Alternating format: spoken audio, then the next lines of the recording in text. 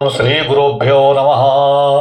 ओम गोपी यत्प्रसादेन मुकुंद सेनायते राजराजायते रिक्तो राघवेन्द्र तमाश्रयेत्। एकोऽपि कृष्णस्य कृतो प्रणामो दशासु मेधाभृतेन तुल्या दशासु मेधेति पुनर्भवाय कृष्ण प्रणामेति न पुनर्भवाय।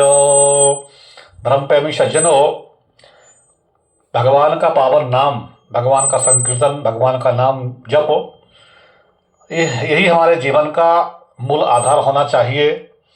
और जब तक हम सत्संग नहीं करें, जब तक सद्गुरुओं का सत्संग नहीं करें, गुरु तो अनेक प्रकार के जीवन में होते हैं, शिक्षा गुरु बहुत से होते हैं, हर एक अन्य विभाग के अन्य कलाओं के लिए, लेकिन दीक्षा गुरु को ही सद्गुरु कहा जाता है, जो कि धर्मों की व्याख्या करे, भगवान के बारे में बताए और धर्मों के जो हमारे ग्रंथों का, सदग्रंथों का जो सही अर्थ है वो सदुपयोग करके और आप तक उसको सरल करके, जैसे एक सूप में रख के हम अपने गेहूं को फटक करके उनको साफ करते हैं, इसी प्रकार से चुन चुन करके जो उनका गुण तत्व अर्थ है शास्त्रों का, वो हमको रसस्वादन कराए। ऐसे सदगुरुओं का संगत करें, क्योंकि शास्त्रों में भी लिखा हुआ है कि गंगा पापम शशि तापम दैन्यम कल्पतरोस्तथा पापम तापम च दैन्यम च हन्ते संत समागमम।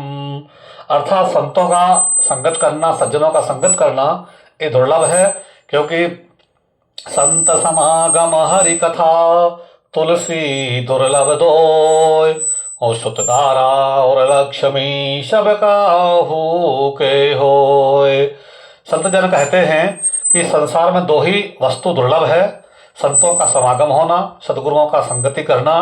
संत समागम हरि कथा, प्रभु की कथा कर्ण में श्रवण करने के लिए मिलना, और अच्छे अच्छे भगवान के भजन कीर्तन, अच्छे लोगों की संगत करना।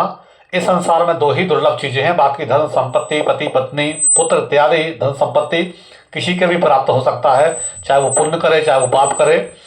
तो इसलिए संतों की संगत बहुत दुर्लभ चीज है, इसलिए सभी को भगवान का आश्रय लेना चाहिए, संतों का आश्रय लेना चाहिए, भगवान के पावन नामों का श्रवण करना चाहिए।